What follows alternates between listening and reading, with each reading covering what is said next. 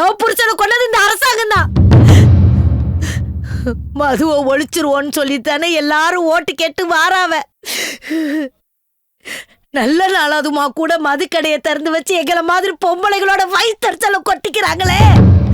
ஐயா, அவனு சம்பாதிச்ச பைசாவை குடிச்சு அழிஞ்சு போனா எக்கேடு கெட்டு போயிட்டோன்னு சொல்லி விட்டுறல ஐயா.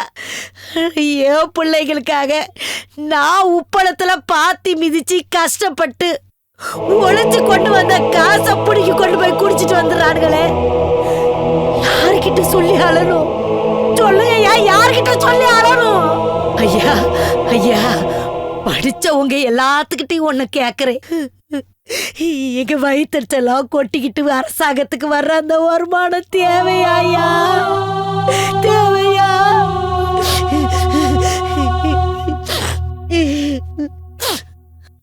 என் புருஷனை கொன்ன பாவத்துக்கான தண்டனையை நான் அனுபவிச்சுக்கிறேன்.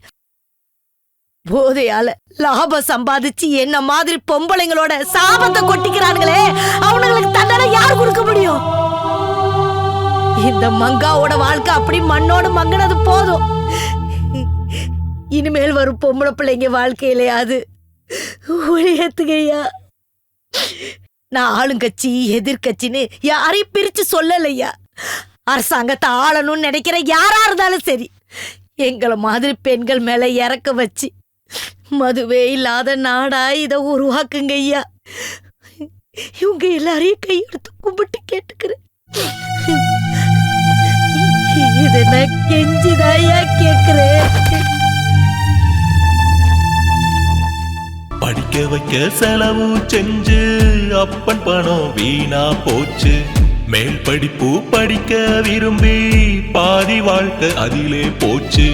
பட்டம் வாங்கி பணிய கேட்டா ₹1,00,000 லஞ்சம் கேட்கா. லட்சம் கட்டி வேலை பார்த்தா சொச்சம் கடன் மீதம் ஆச்சு. லோன கட்டவா, வீட்டை பார்க்கவா, எதிர்காலம் நோக்கவா, வாழ்வா சாவா தெரியல.